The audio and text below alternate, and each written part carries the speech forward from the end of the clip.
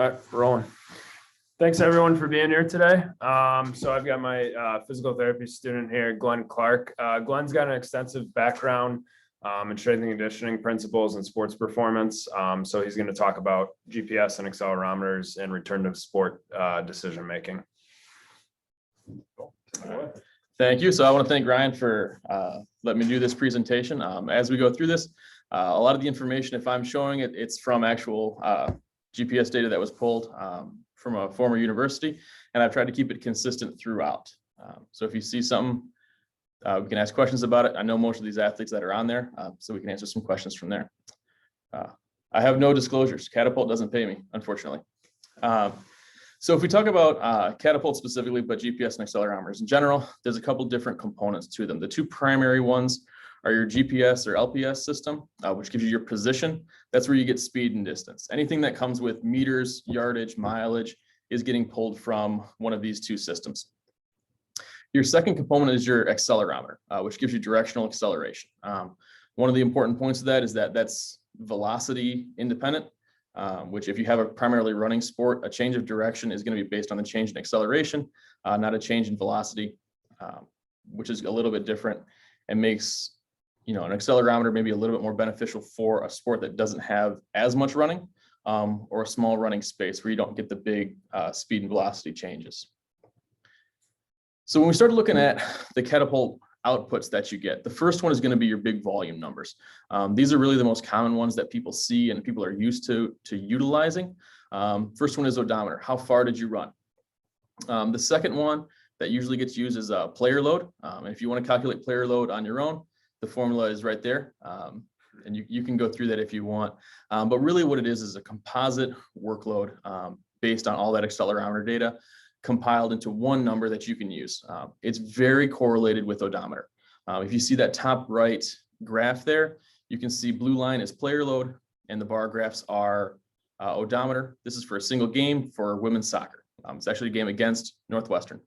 And so you can see very closely tied. You have some players who have individual spikes through there, and those outliers are really important when you're talking about return to sport protocols, as we'll talk about in a little bit. Other things you get from volume is going to be your number of running efforts, this distance and the speed bands that they're involved in, and the distance in those speed bands, and then the number of accelerations and intensity. And you're going to get a count of those. So it tells you you did 5 moderate to the right, 7 moderate to the left. And then one of the really important ones, and ones that I don't think gets utilized enough, is this IMA direction and intensity data. So as we look at this, this is now this doesn't come directly from Catapult, it's been exported and then analyzed in Excel to give us these. This is the IMA output. It gives you intensity and direction based on a clock. So 12, 1, 2, 3, 4, 5, 6, 7, 8, 9, 10, 11, 12. And you can see that red in these charts is a high intensity acceleration. Green is a medium intensity or moderate intensity acceleration. This is all men's lacrosse. And so you can see that top left graph is an average of a nice big blue gold scrimmage. You can see it looks pretty round. You've got a little bit of kind of this, top left to bottom right with your moderate intensities, and then this gap with a kind of an anterior straightforward acceleration. Bottom left is a defender, and that's vastly, vastly different than your average or than your offensive players. And when we start to talk about kind of return to sport, it needs to really be based on this defender. So if it's to the back, it's generally a deceleration. And so if we're looking at someone who has an injury that is going to limit their ability to decelerate, and they're a defender, their return to sport timeline may be a little bit longer because the demands of that are so much higher. On the right side here is 2 different players who are both middies. And you can see the top versus the bottom, vastly different profiles when we look at their acceleration data. The top one, and we'll see this a little bit later, almost no 90-degree cuts versus the bottom right. He is getting some of those, but that profile is very, very different. And that's important when we talk about these change of direction kinematics, like Ryan presented in one of the previous seasons of Friday Fellowships from the Dos Santos article, that these kinematics change based on the angle of the cut. Okay, and so this is that same graph laid over from that article. And so this athlete is living in that 45-degree cut. That's where he does everything. Very few 90-degree cuts either way. And we know that makes a difference. And whether it's the angle and then the reactivity, so we know there's a difference in kinematics from a reactive cut to a predictive cut, those are going to make differences in the return to sport protocol. Okay. And this is really going to show up, and this is a theme that we're going to talk about a little bit as we go through this in this practice menu, right? Because we can take this data and not just look at it for a session, but we can look at it for individual drills, right? So how does this player play in 3v3? How do they play in individual drills? And when we look at what are they prepared to do, right? Can they participate in this drill, right? Or can they participate in a different drill based on the demands of that? Because we can pull these individual numbers, compare that to their preparation, and then make some decisions from there. And then the last point on this slide is if we look at the distribution of these cuts, if we were just to take a total number of cuts, okay, and then divide that by 2, say half goes to the right, half goes to the left, one of the things that'll happen is they will be unprepared for the number and intensity of cuts that in this case, he's making to the right. And because he makes about 1/3 more cuts to the right than he does to the left. And if it's even, he'll be unprepared. And so if you have a distribution of cuts looking at this data, you know that you need to base it on the higher volume side when you're looking at that. Okay. The next level of catapult outputs as you get is intensity. There's running speed, which is usually broken down into 5 speed bands. Talk a little bit more about the speed bands on the next slide, but those bands are going to be sport and player dependent. You can get into a lot of weeds with that, but it does need to be broken down as far as that goes. You'll see a lot of different speed bands. Some of them are arbitrary, but it probably is better to express those speed bands relative to physiologically defined thresholds. And I'll talk a little bit more about that in a minute. And then you also get accelerations. You get low, medium, or high intensity accelerations, and then forward, back, right, left to the direction of that. This is separate from IMAP data. It's built from that, but it kicks out. And so if you look at the bottom 2 graphs here, what you can see is that these 2 players have very similar odometers, right? So total meters they ran, very similar, within a couple hundred of each other over the course of a game. But the distribution of those accelerations and decelerations is vastly different. So on the left, very acceleration heavy. On the right, very deceleration heavy. And again, if you have someone who they can accelerate very well and there's not a high risk of injury with acceleration, then maybe that person can go back earlier, right? Or maybe they have an accelerated protocol versus the person on the left who if deceleration is a high risk behavior for them, then maybe they need more time. So when we look at these speed bands, there's some arbitrary ones, and most of the systems where there's Catapult or a different system has predefined ones. And that's a good start, but they need to be by gender, and they need to be as close as you can get to the individual as reasonable. More than likely, if you have men's collegiate soccer and you can find norms for that, that's probably close enough. I don't think you need to be we need to test every single athlete to figure out their exact, meters per second for each speed zone. If you have the time and the availability, that's awesome, and you can do that.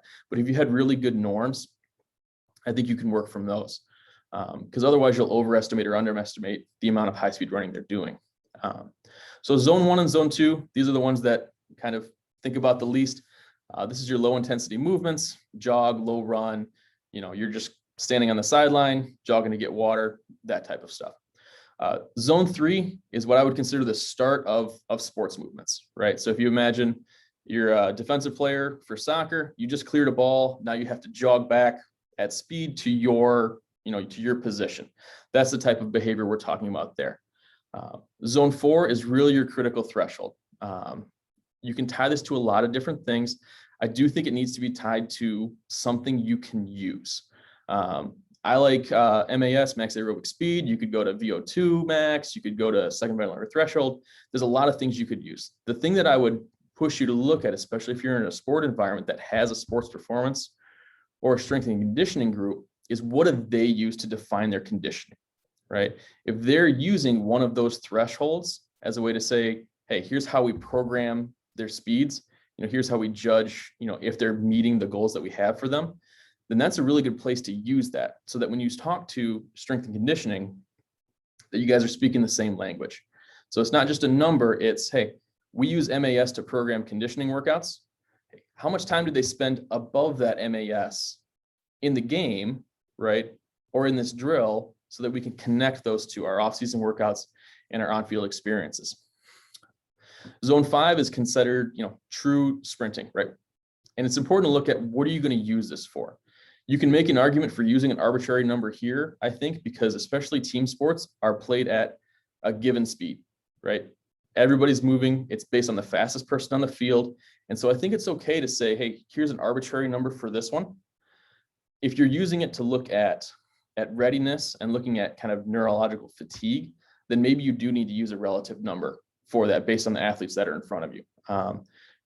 There's a lot of ways to work through this. And I'll say I fussed back and forth whether that MAS should be zone 3 or zone 4, and go back and forth. I think you can make an argument for a lot of different ways to do this. And the things that I would really push is, it needs to be connected to something you can use to get the most benefit out of it. And if you're talking about return to play criteria, and you're talking about making goals for athletes or explaining those goals, these numbers can really help you, right? Because if you know they have a pre-morbid max aerobic speed, okay, so that's your first goal. They need to be able to perform the MAS at pre-morbid velocity or greater. Great. Now they need to complete 100% of pre-morbid zone 3 odometer, game odometer, in a single session. And then you need to do all of that within the duration of time that would have a game. So, 100, 110 minutes where you're talking about soccer, right? Less than that for different sports. And the last type of output that you're going to see is, it's technically intensity. I like to call it density when we're talking about individual drills. Measure of work and time, literal definition of intensity, but these are going to be key for your practice menu and your sport specific conditioning and your predicted loading of all your functional activities. And I'll show you an example of a practice menu here in a minute. You're going to see meters per minute, player load per minute, sprints per minute, accelerations per minute, decelerations per minute, kind of how much work are they doing squeezed into that space. And when you're talking about return to play, and especially conditioning with return to play, not just can you do this amount, but can you do it in the context of the sport that you're going to have to do it in. You can calculate IMA per minute. It needs to be done externally. I haven't seen it get kicked out direct from software. These other ones will. Player load per minute is a great metric for measuring the intensity of a drill and of an exercise. And you can see a couple of these graphs here. So this is an entire season of player load on the graph. And then you can see the intensity player load per minute as your line graph. And so you can see this kind of periodization that you really want to see, change in volume, change in intensity, maintaining your intensity with lower volume in preparation for kind of some late season pushes as we go. And then a comparison of different drills as far as meters per minute and player load per minute. But we'll talk about that a little bit more when we look at a practice menu. So the first step in utilizing this is your initial or daily collection and your pre-injury data collection. And that starts with kind of defining what the ideal athlete is, right? And not just an athlete who's on the field, but what do you define as your starters for each position, right? And sometimes not even just starters, but at the level of competition that you want to see. Because whether they're coming back from an injury or not, that's the level that they need to get to when you define that. Okay, what does that player look like, on paper? And you have a couple of views here. And so these are 6 different players. This is from that same game that I showed you earlier. And just comparing how they play, you can see a big difference. So if we look at player B and player CR, you see we have similar odometers, but player CR up in the top right has a much higher intensity of play. Their player load per minute is, a quarter higher than this other player, even though they have similar odometer, right? When we're talking about return to sport, that player needs to sustain a much higher intensity, right, for shorter periods of time than player B, whether that's a function of the way they play or whether it's a function of the position they play, they're going to have to do that. If you look at the blue outlines, you can see a similar aspect, but with running distance. So player E has almost 1,000 more meters of running distance, even though their max odometer from that game is pretty similar. And again, player E may have a longer return to sport protocol because their demands when they play are so much higher. Okay? And so when we define that workload target, that gives us an idea of whether they need to get back to. That's very concrete and objective that we can give to players and coaches. And then it's important to look at the hardest realistic game. This is one thing that when we were putting this together initially, we made kind of a mistake just because we didn't know, is that we looked at, all right, so what's the highest odometer game? And then the highest player load game, and then the highest deceleration game, and the highest acceleration game, and the highest change of direction game. And what ends up happening is you create this super game, right, that never existed, because some games have really high deceleration, some games have really high odometer, and that may not be the same game. And so you make this massive game that is much higher than the actual demands of the sport, because you're asking for the highest outcomes on each day. And so that'll lead into when you go to start to look at live monitoring, you have these baseline numbers, and then it'll kick into when you're looking at your practice menu, what level of training are you at? What percentage of a game load are you at as you go? So I've mentioned this practice menu a couple of times, and basically what this is the definition of each drill, okay? And we have this when we talk about therapeutic exercise, right? We know what's the eccentric load, what's the isometric load, the concentric load, what's the relative loading of front leg, back leg, right, left, what's the velocity that we're moving at, right? Whether it's bar speed, whether it's body speed. We have all these definitions. And this is really an attempt to take kind of that level of detail that we have, in the gym or in the athletic training room and translate it to the field and to sports, okay? And so the first question that you have to ask is, what's the purpose of this drill? And this is where it's really important that you have communication with your sport coaches. Because if this drill, what's the point of this drill? Is it to improve our passing? Is it to improve our shooting? Is it to improve our fitness? Those are all different goals.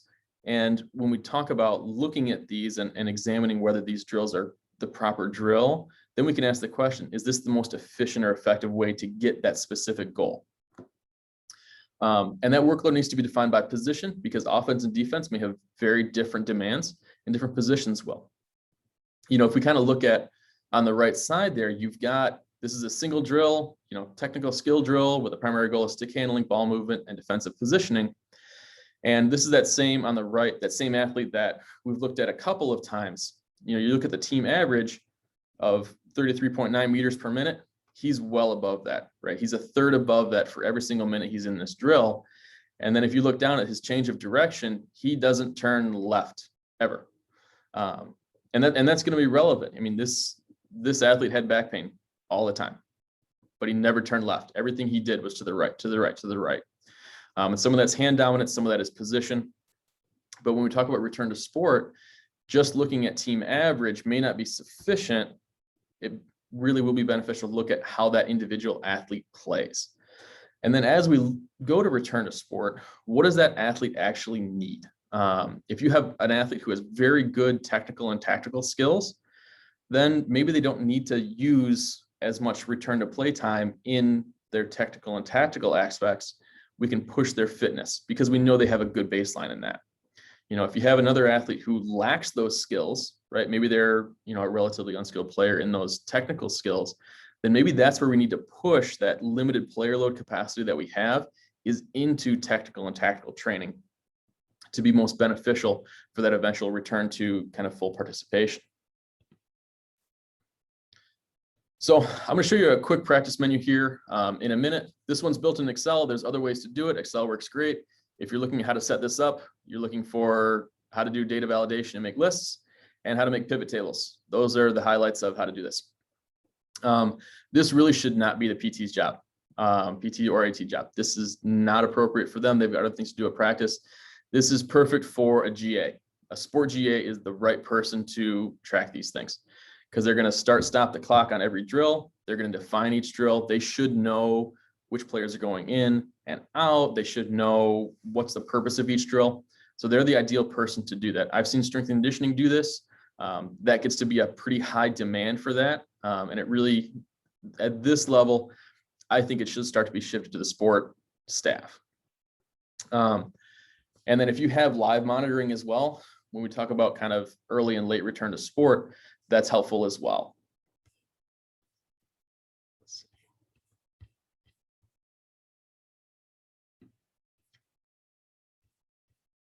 Okay,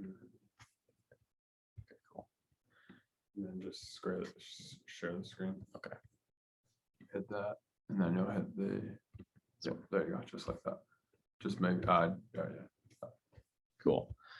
All right, so this is a very, very basic daily practice plan. So you can see duration of each movement, you can see the drill, and then you can see over here, and let's start with player load because that's always a good one.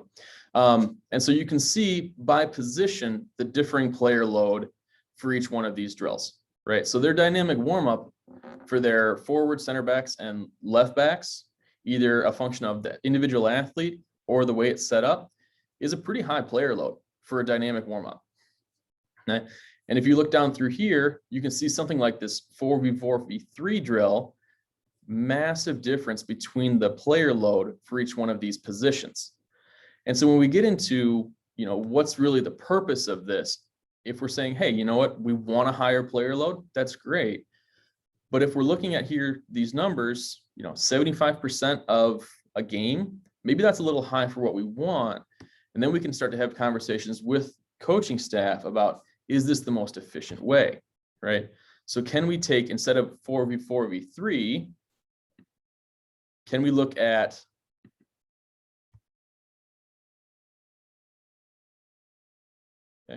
something else that maybe has a lower player load, but still achieves our technical or tactical objective, okay? And so, if you set this up and have all these things click down, now you can go through here. Okay, so here's something that's pretty similar as far as the technical outcomes, but has a significantly lower player load across the board, okay? And so you can see we've dropped the player load by 10% just by changing that drill. Now, coach may not want that drill. He may want something else. Cool, that's fine, right? But it at least gives you an opportunity to have these conversations about what's the most efficient way to do that, particularly when you have athletes who may be very sensitive to increases or decreases in player load. Okay, you can do that for all of these, and you can see, player load versus odometer. Those should be pretty tightly correlated, but some drills have more runs than others. And so, especially early, if you're looking at, hey, we want more odometer load, right? We just want more distance rather than more intensity or more change of direction. Then maybe we can select from here and say, hey, the warm up in pairs, that's a good drill for our center midi to get some extra mileage in, but that doesn't have a big change of direction demand. Okay. So there's just an example one, very simple. You can make these as complex as you would want with that. So go back to Presenter view.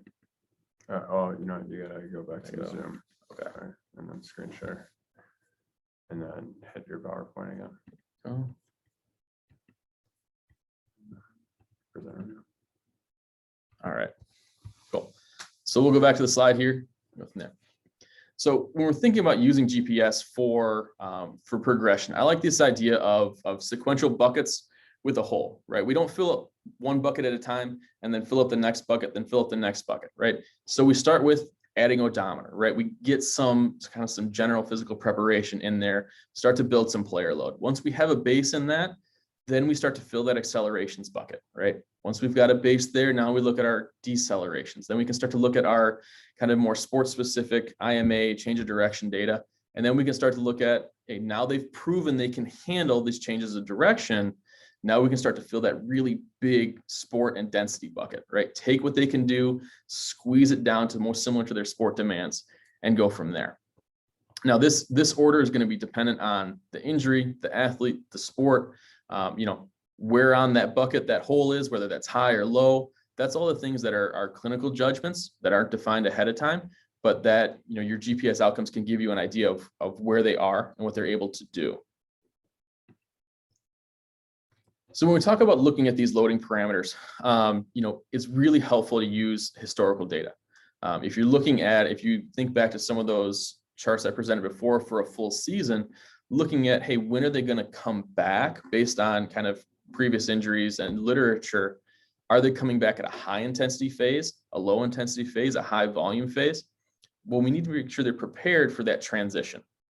If they're coming back in the off season, that's great. We got a lot more control. If they're coming back, kind of during mid-season push, then they probably need a higher level of preparation before we start to push them back into practice. A lot of ways you can calculate this. Acute to chronic workload ratio is pretty good. Has a lot of benefits to it. It's pretty well researched. Depending on how you calculate it, average the last 4 weeks workload times this ratio, 0.8 to 1.3.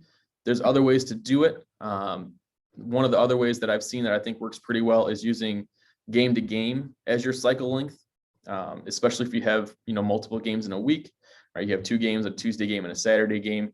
Using that is a great tool because not everything's just played on the same day of every week. More than 1.3 or more than 1.5, you start to see increased rates of injury. Less than 0.8, you don't see progression. There's a little clause in that and a big asterisk. When you start back from injury, you really need to be using your clinical judgment because you're going to have big jumps because they're starting at 0. If you're coming off an off season, right, where you've had them in strength and conditioning the whole time, then yeah, you've got some baseline to it. But if they've just had surgery and they're coming back, they're at 0. You're going to have big workload ratios just as a function of their low starting point.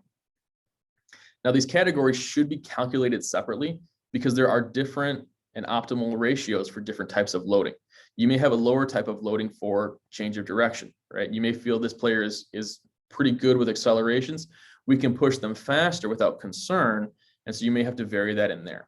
What's nice is the your odometer and player load, those will capture kind of all of the data underneath of it into one big number. And so you can kind of use that as kind of your big guide and then individual guides underneath. And then as you add new demands, you really want to cut that overall coefficient down a little bit because that initial stimulus is going to be pretty high.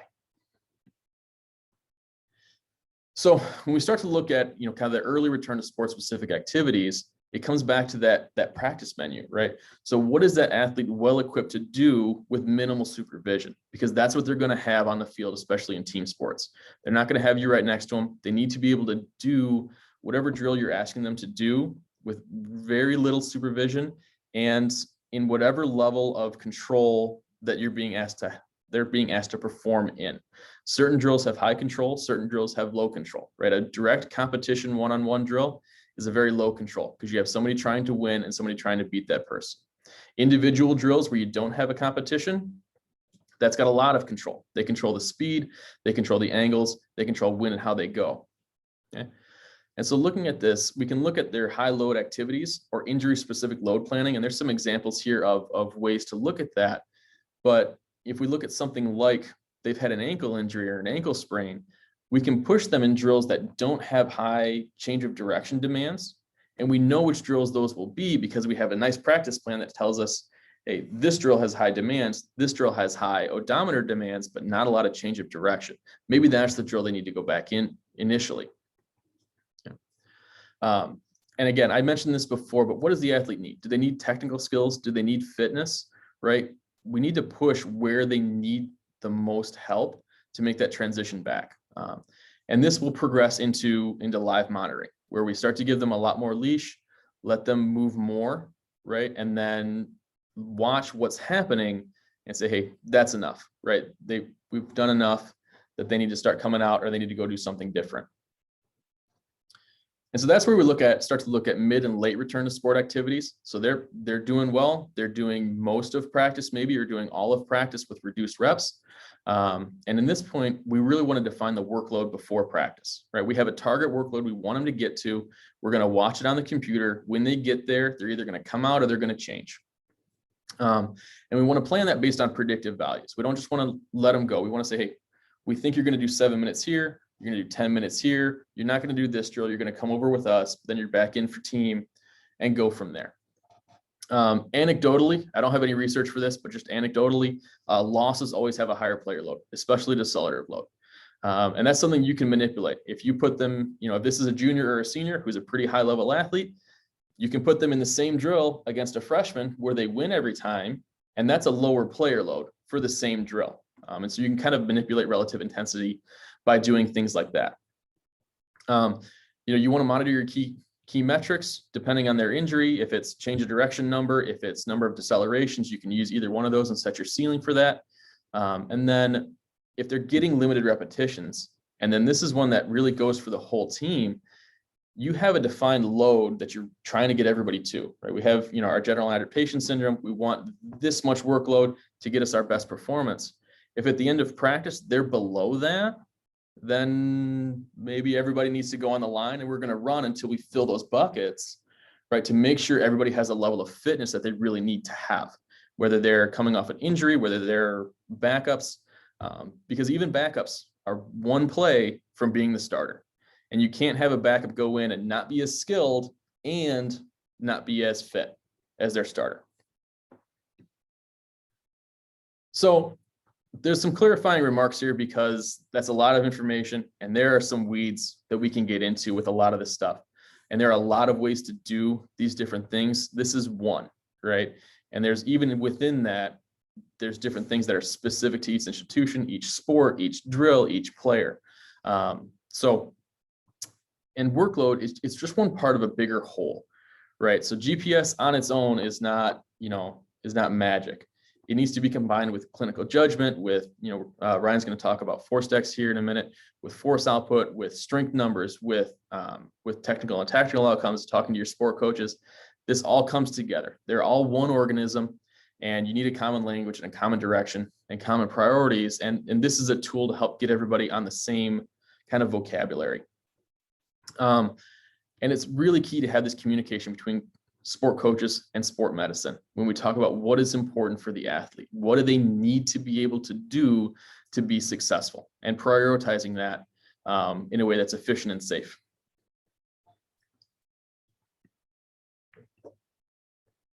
Cool. And so I'm happy to take any questions or discussion because there are a lot of things in here that can be done a lot of different ways. So I'm certainly happy to answer any questions or. Yeah. I actually just have kind of a technical question. So if Catapult data is being recorded, are all of these different accelerations and decelerations, is that in the data that's there and I can go back and look at it at any point, or do you have to actively kind of select those things as you're recording it? So yeah, so that's going to depend on how you have it exactly set up. I'll say when we first did this, and that's why I don't have IMA data for soccer, because when we first exported it, we just selected the things we thought we were going to use and then exported it into a CSV file or Excel. We should have done everything, because after the fact that we wish we would have gone back. All of this is being recorded all of the time. And it has to be, because that's how you get player load, is all of those IMA and directional data and accelerations, decelerations are being funneled into that. So yeah, it should be all recording all of the time. And whether you export it with, whether you do your analysis within Catapult software, whether you export it, that's kind of a personal choice and how you want to do things.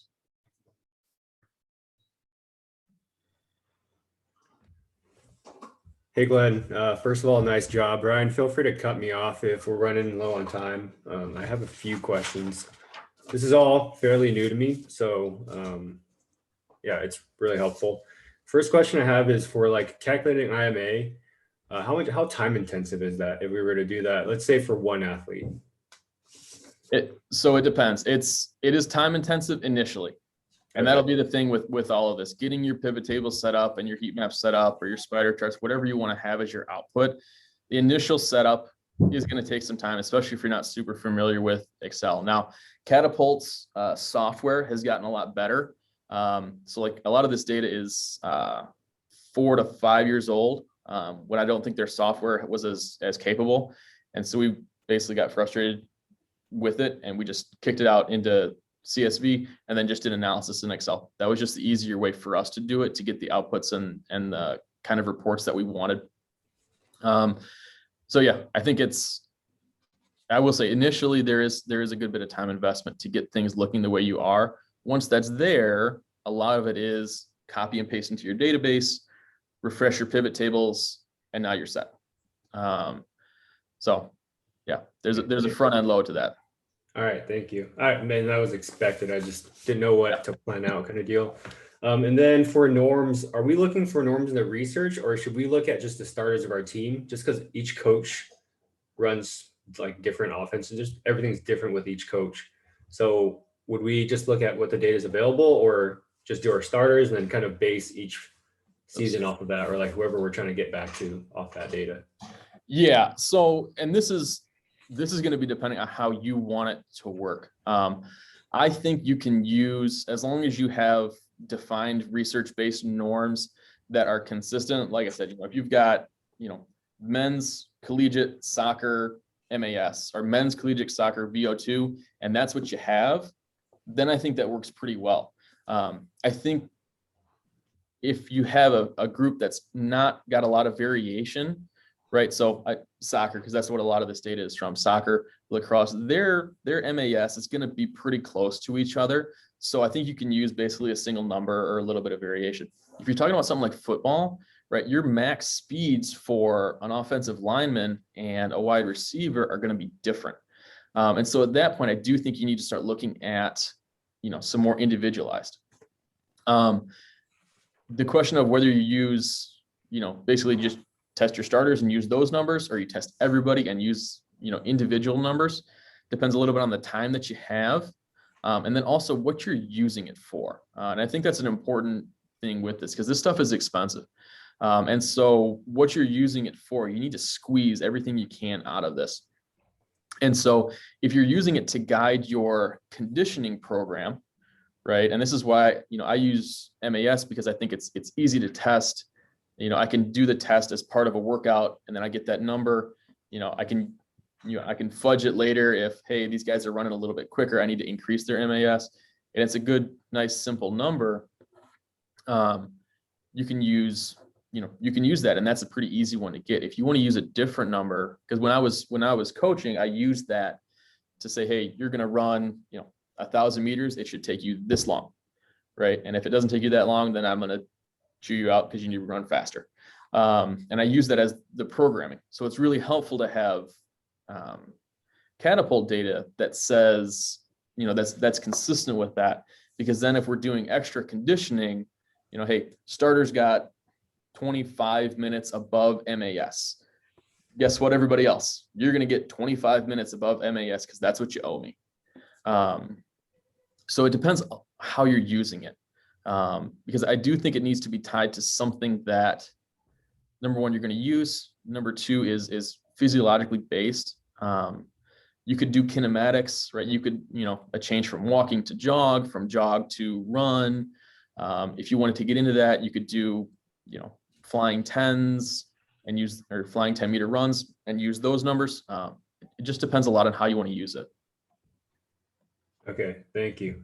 And so I got one, I know this is going to be a lot of assumptions, so I'm looking more for your thoughts. I know there's no right answer. But let's say in your data, we find someone who just goes right all the time, hardly ever left.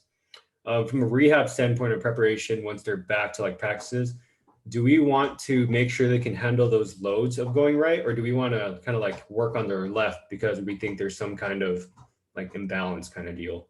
Mm-hmm. I think that's a question of why they're always going right. So in this instance, he's obviously right-handed, and he played right side of the field. And so just the way that he moved was always to the right. And with lacrosse, it's hard, there's not really a backhand, right? And so he's moving right all the time because that's the demands of his position. And so, for that individual, like, I think we need to make sure that he can handle those demands, because he's not going to go left in game.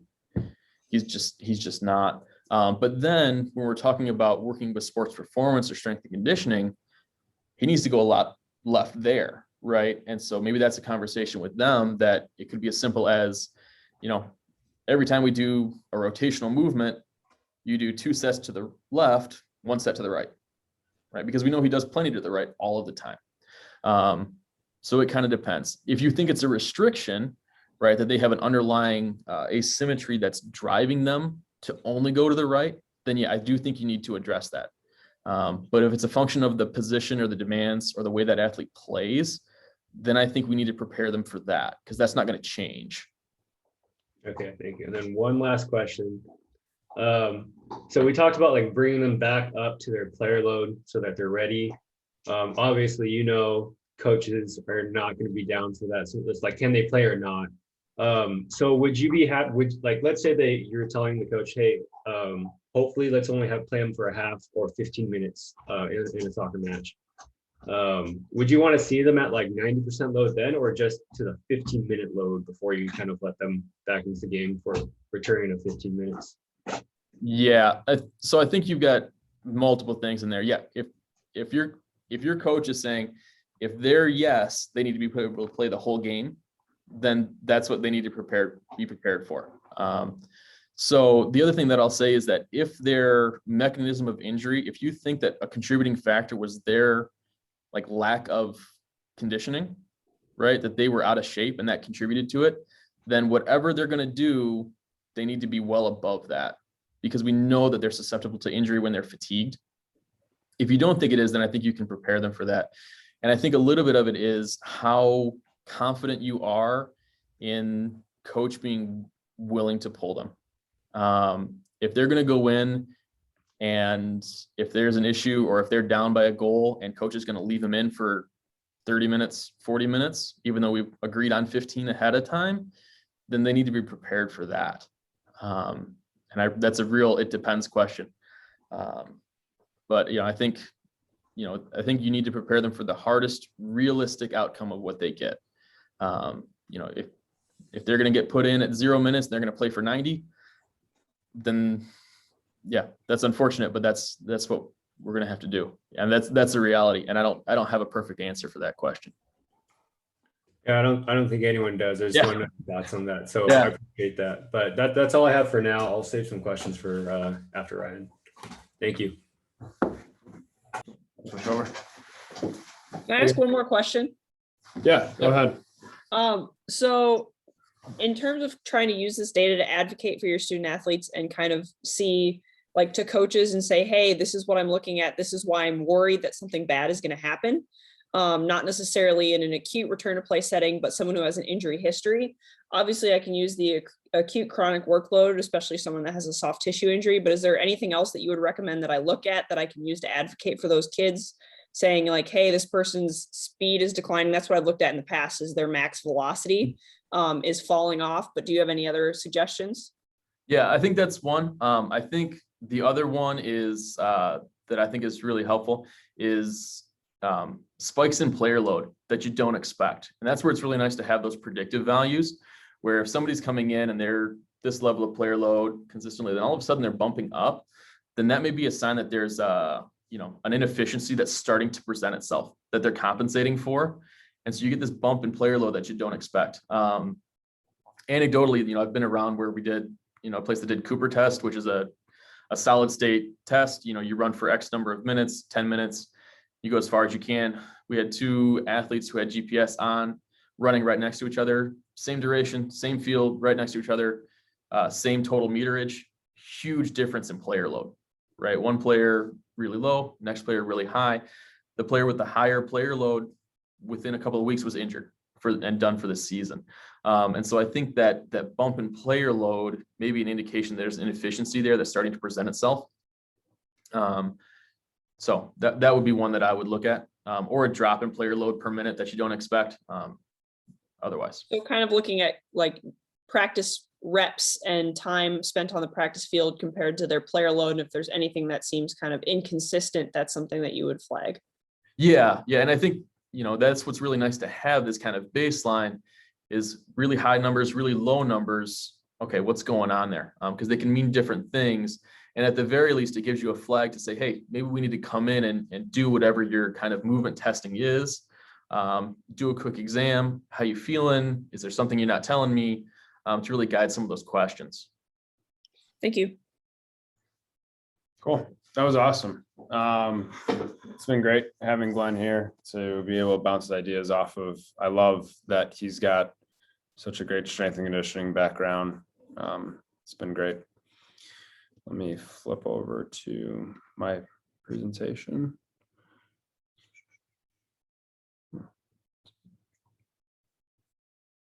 Sorry. Oh, am I closed down?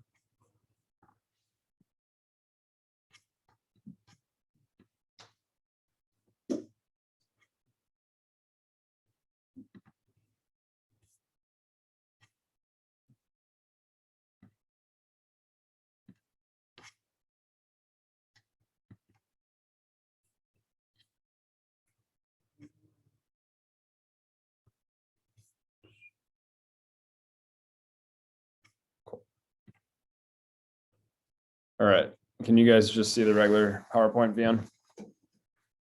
Good. All right, good to see everybody this evening. We're just going to review some force plate influence on return to play decision making. So just an overall brief outline. We're just going to review the basis of the science behind force plates. We'll just review some ground reaction forces.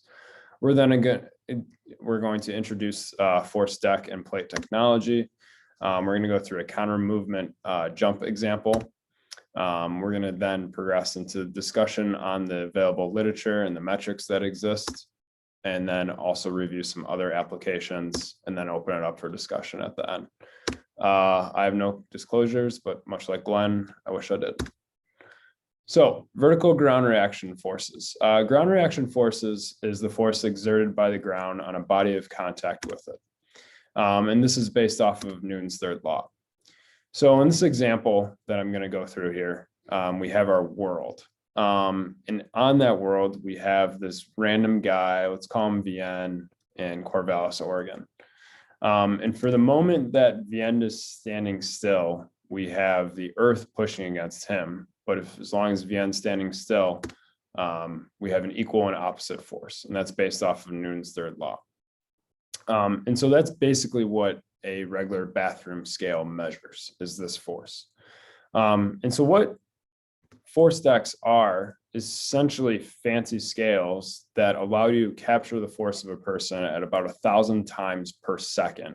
And then it records that data. And then it puts these data into algorithms that produces these metrics that allows you to go through and measure different outputs or inputs into the device, basically.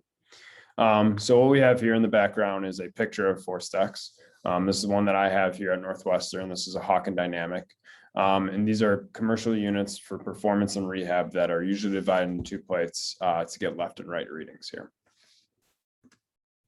So what I wanted to do was be very specific about one example, the counter movement jump. The counter movement jump is probably the most common movement that is employed in a force deck system. And that's largely because of the amount of research that's on it.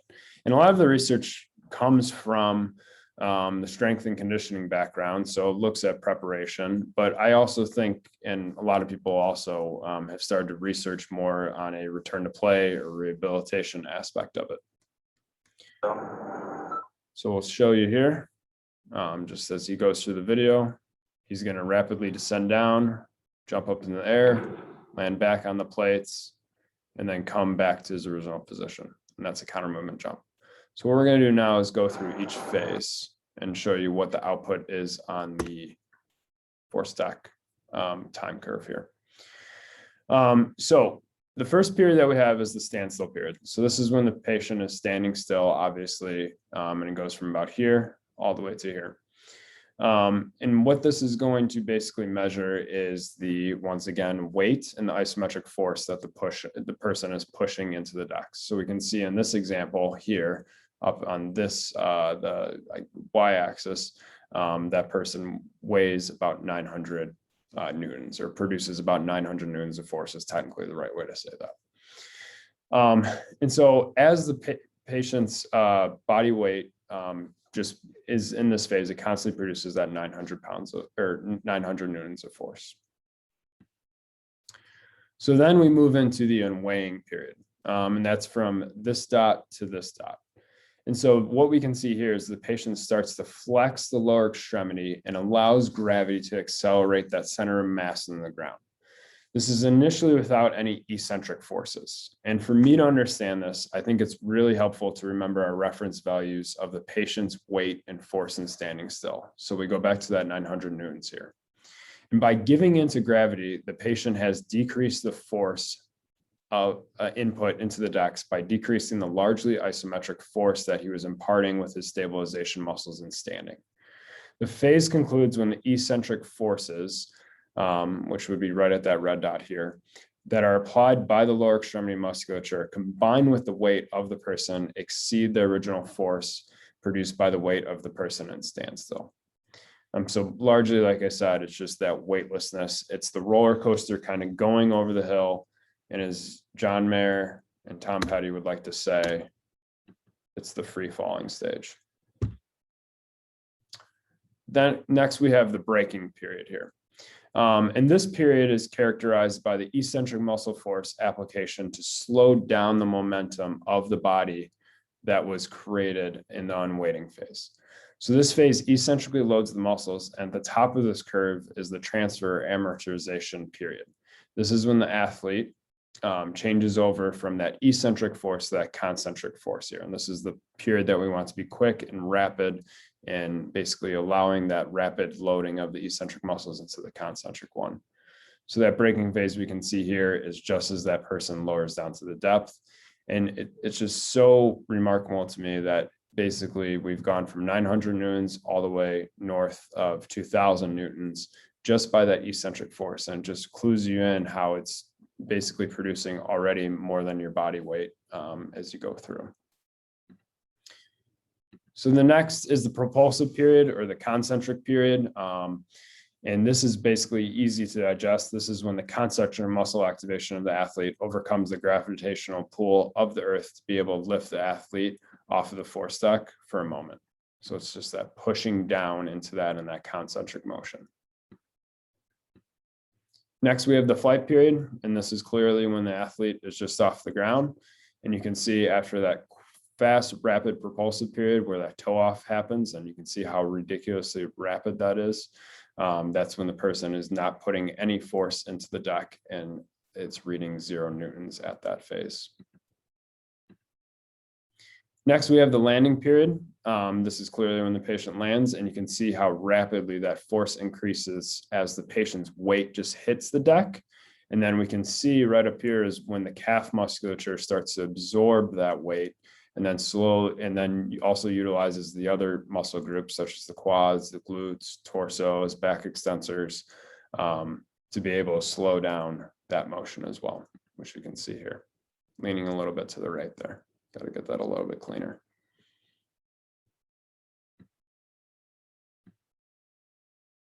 All right, so why is this useful for sport? Now that we've gone through and looked at a counter movement jump on a force deck. So using a force deck system that gives you, it basically puts out a lot of information. And it's in particular, it gives you an idea of how the patient manages both the braking or the unweighting phase and the propulsive phase in the braking and landing phases. So how do they accommodate for the forces in that braking and landing phase? And then it overall gives you an idea of what the input is into those phases. So overall in the rehab setting can serve as a very sensitive tool in measuring the output of muscle to produce force, something that is basically a prerequisite for every long-term rehab injury. And for me overall, though, the data can be overwhelming. It can be hard to decide which metric is the most important data points to look at. As Glenn's cartoon just showed, what is that? It's a bad metric, it never changes.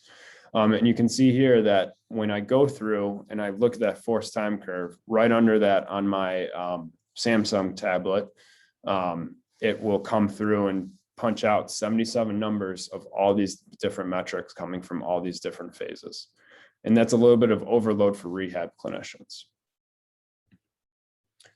So what I did is I basically wanted to go back into the literature to determine which of these metrics is worth looking at when I go through in determining a return to play decision. So this study in particular, I think is really great. Came out in 2020 in April. And looked at 370 male soccer players that performed a counter movement jump on force decks. And these players were divided into 4 groups. Group 1, which is obviously less than 6 months, all the way down to group 3, which is greater than 9 months post-op ACL reconstruction. And then that group 4 had those healthy match controls to those 3 groups, basically. And firstly, what they looked at was these performance variables, which I'm not exactly sure why they tabbed them as just performance variables, which looked at jump height and peak power production. And they were both significantly higher in healthy controls compared to the individuals greater than the 9-month post-op ACLR.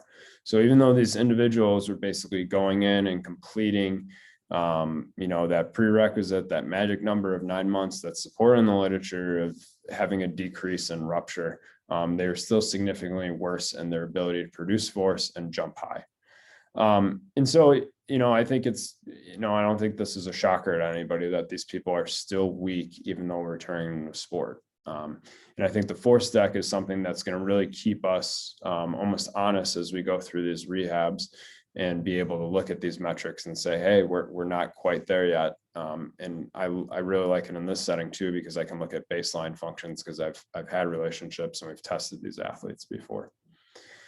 And it's just overall interesting that I think the article determined these as performance metrics, because those are 2 metrics of power that I think are great to measure in return to play decision making. So the paper goes on to also look at results between groups and then between limbs. So it looked at basically what the asymmetry was within a group and then compared those asymmetries to the other group. And what they noted was that there are significantly lower asymmetry values observed in the healthy mesh controls for all variables that were collected apart from the eccentric mean force. So just an example, you can look up here at concentric impulse. Impulse is it's a unit of force times time. So in this case, newtons per second. And it's a good measure of basically force and how efficient somebody is over a period of time. And you can see here in the healthy controls that the asymmetry that they exhibited was only 2.8%. And we can compare that all the way back to the group 1, 11.3, 9.6, 7.4. It's easy to understand why that's statistically significant and a problem. And that asymmetry basically continues to pop up through the literature. I'd say the most common literature that you can find that has to do with rehabilitation and previous injury in force deck data notes that this asymmetry exists. The first study listed here found greater asymmetries in ground reaction forces in the ACR group in a drop jump. Drop jump is where you are on a box, jump off the box, land on the force decks, rapidly eccentrically load into a concentric load, vertical jump back onto the decks, and then land quietly. And what they found was that they basically had the same thing. ACR group was significantly more asymmetrical than healthy controls. The second study listed was also similar in nature to the one that I already described and digested, and that was more significant asymmetries in the concentric and eccentric phase variables in the previously injured group compared to the uninjured age match controls. So what does that all mean? And what can we take away? And what are the metrics that I use in my practice up here? So in knowing that information, I focus on the above 8 variables in a CMJ. And I picked the top 3 due to the previous study demonstrating that these metrics are statistically different in healthy controls versus previously injured athletes. And I think we could go through each one. I know we're getting a little long in the time here. Basically, like I said, these first 3 I picked because the previous studies showed that there's asymmetries. And what I put up here is somebody who is coming back from a long-term injury and they're right about the 6-month mark. And you can look at how their asymmetries compared to the study symmetries. And, I don't necessarily am going to take this and say, okay, you have to have a propulsive impulse index of less than 2.8%. Otherwise, I'm not clearing you, but it's a number that I want that to be closer into the ballpark than where this individual is currently at. And so these ratios and these indexes, just to explain them briefly, basically allow you to compare those left to right sides in a percentage. So in this instance, the patient is using more of their left side compared to their right side. versus the absolute value that was found into the study. And so that would be strictly in the propulsive phase, that concentric phase, and that braking phase. I think that braking phase is so important that I like to almost have a litmus test of that metric, which looks at impulse by just looking at that average braking force. So the impulse is the total area underneath the curve, where the braking force is just basically taking every point in that phase and averaging them out. Another metric that I'm really into is modified RSI. I use it more, which is reactive strength index. I use it more to look at preparation of an athlete. It's something that I can look at in the middle of rehab to basically say, you know, we talked about the catapult metrics and see, you know, if somebody's hitting a wall, if the fatigue is coming in. Modified RSI lets me go in and determine, you know, what their responsiveness and their basically athleticism is like. And that's because it looks at jump height divided by contact time. So how efficient are you with limited contact time? If you're trying to, in my cue for that is to rapidly move off the deck as soon as they hear the cue to start that motion, and how efficient are that and how much power they can produce. And you can imagine that if they're less efficient, that metric's going to go down, maybe hitting some fatigue, maybe need to spend more time in the Normatex, maybe need to do some contrast bath, maybe you need a day off, that kind of thing. Vertical jump height is my barometer for just basically having output. The indexes don't matter that much to me if they're significantly lower than their baseline values for vertical jump height and coming back. Doesn't matter if you're symmetrical if you're not able to achieve the forces that you once were. And then just going through this, just looking at peak landing forces. And I think it's important to consider that we have to understand that these data or this data collection is happening at 1,000 times per second. So odds are at one point or the other, it's going to look kind of ridiculous when, you know, maybe they come down and just in the first 1/1000th of a second, they put in so much force that it makes them look completely asymmetrical. But what I don't want to see is that they're consistently going to that uninvolved side. And you can see that too from these other metrics as well. I think force stacks are great too, because they keep you thinking is more of just like in resistance or total time, that type of thing. And so it allows you to really consider speed, and it allows you to really think about, okay, what exactly does this athlete need to get back to? It's not just about the isokinetic dynamometer. It's not just about the isometric dynamometer. It's not just the strength game anymore. We need to consider speed. And so what I've really taken away from having the force stacks that I can utilize throughout the day is I really don't want to wait on plyometrics. As much as I can, even getting some people in the pool, you know, really working almost around those protocols. Hope no orthopedic surgeons are listening right now, but just trying to work around basically what their limitations are and being really creative, obviously keeping them safe, keeping the graft sites safe, all of those things, but being creative and having what you're able to do to get that neuromuscular control back rapidly.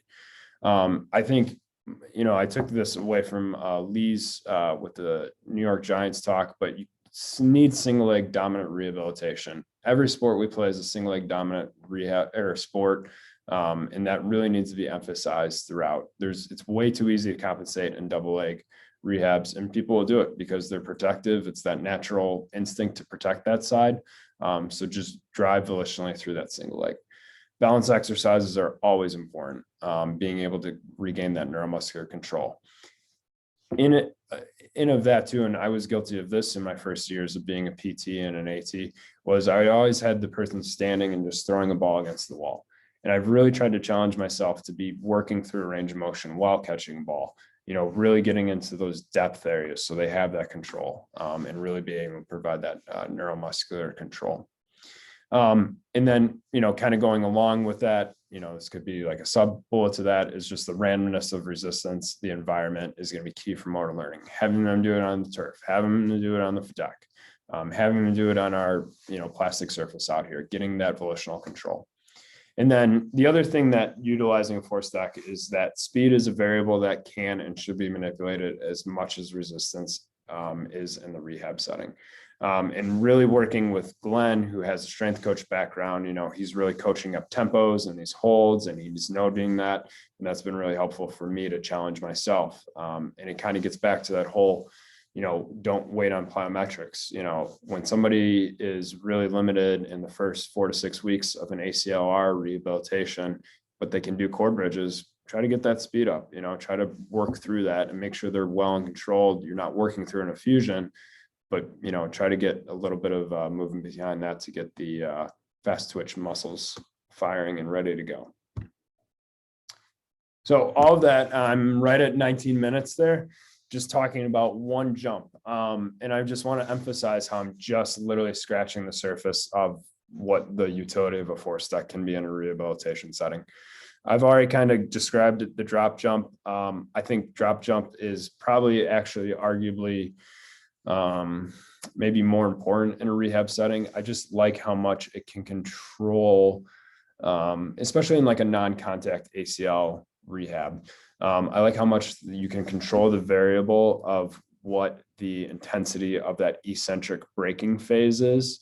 And that's really important in making sure that, if somebody's coming back from basically a failure of that eccentric period, I always think back to that Wes Welker injury where he tore his ACL and how he was slowing down and just that eccentric phase failed him.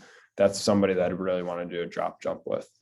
And then moreover, on top of that is that I think the single leg variations, having somebody stand on their left leg, jump onto the left force stack, that's really important. Getting back to that whole everything is a single leg sport and these asymmetries, getting confident in that limb. Overall, another thing that I want to even continue to work on in my practice is just understanding how the athlete accomplishes the metric. And, my iPhone now has like 3 cameras on it.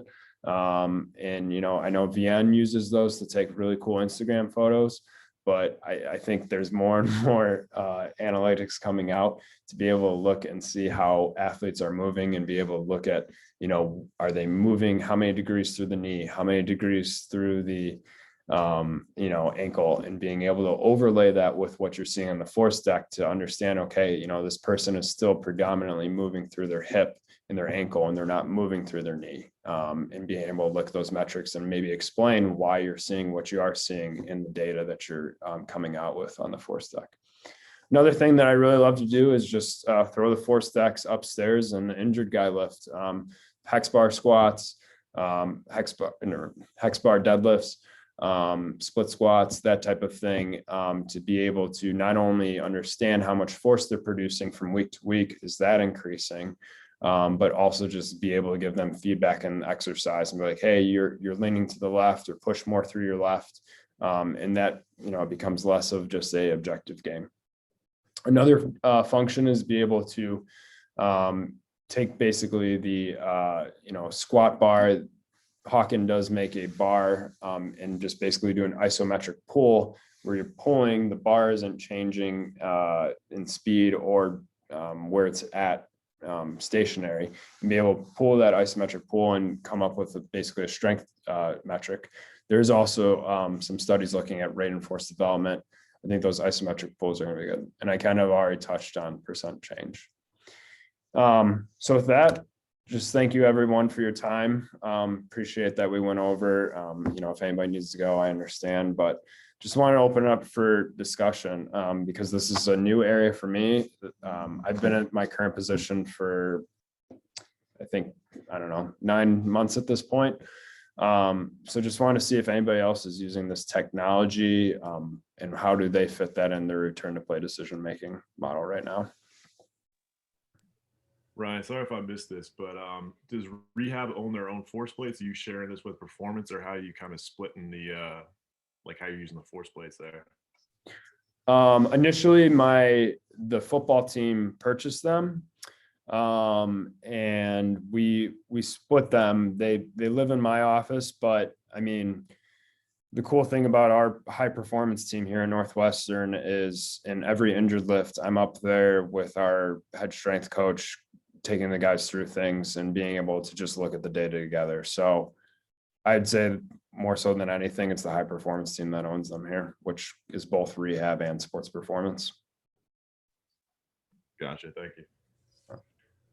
Hey, Ryan, nice work. I got a question. So talking about how important single leg is for the assessment of the task itself, when you look at the symmetries, are you having them do a double-legged jump on 2 force plates, or are you doing a single leg jump on 1 force plate separately? Yeah, absolutely both of those. And just kind of mixing it up, because initially it's going to be double leg, and being able to coach that up as much as you can. But I would say I put more stock in the single leg on, having them on their right side, jump up into the air, land on that right force plate still, or jump down from a box from your right leg to your right leg. I like Hawken dynamics, but I've also used Vald's force deck. I think you're splitting hairs a little bit, but Vald has some really cool programming in which they do like return jumps where you're on the right force deck with one leg and you jump to the left and then you jump to the right. And that gives you kind of some output there. I don't know what studies exist on like that test. The Hawkins don't do that. The Hawkins are more of a, I would call more of a sandbox type of tool that you utilize, because you kind of design your own thing. And there's other applications for these too, besides the 3 things I listed off there. I've got a guy working back from a hamstring strain right now. Put these on a big box upstairs, had him in the 90-90 position, isometrically pushed down with his hamstring into that. And we worked on pain-free isometric holds today. And I've got some numbers on his discrepancy side to side, and we're going to want to track that as we go through his rehab. Thank you. That's helpful. Hey, Ryan, thanks very much. I'm just curious how often, I guess, you're testing. Is this something that you're doing with every rehab, especially if you're looking at something like reactive strength index? Are you using that to determine readiness? Is this something that you're doing maybe once a week, once a month? Yeah. I wanted initially, I've totally changed my opinion on this, because initially I wanted to be very formal and very, I don't know, almost like very organized with it. Like, hey, let's do it after an off day to give them the most preparation and try to really hit them when they're, fresh, they're ready to go. However, I think the more data you collect, I think that sum of that average is the most important thing. So I only have 1 unit. There's only one of me. There's only one of our head strength coach. So being able to go in, it's kind of random right now, where it's like, okay, hey, somebody's coming up on this phase. Let's try to get some numbers on that. And let's try to make a determine, can they go back to run? What's their pain-free threshold of a hamstring contraction? I've got a person coming back from a calf dominant injury right now that I had them in sitting, put 50-pound weights on their knees, and wanted to look at average force output between those 2 decks. So I think it's more of a creativity thing now and just trying to capture that. We are baselining all of our freshmen coming in. And then we do in season collect, we're going to start this upcoming season. And when we go to camp, we're going to collect modified RSI and also vertical jump height on a select group of about 20 players. Just to be able to track that preparation through the season. We do have another speaker, I believe, speaking more about that kind of utility of the force decks for preparation. Kind of, I think, in a few weeks from now, though, too. Gotcha. Thanks.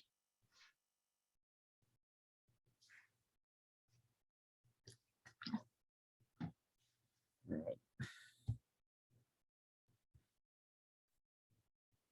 Any other questions, guys? All right. Appreciate the time tonight, guys. We'll upload this to YouTube next week. Vienne, I'm actually not sure who we have next week. Could you introduce that? We got Marie Boo from Stanford and good old Kitty Colgan from MGH/Northeastern. Going over advanced concussions. I think it's a focus on cervical rehab for it. Looking forward to it. Thanks, everybody. Appreciate your time tonight.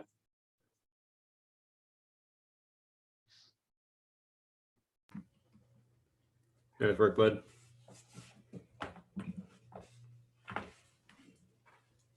Thanks, guys. See you later. See you, Mike. Take care, Mike.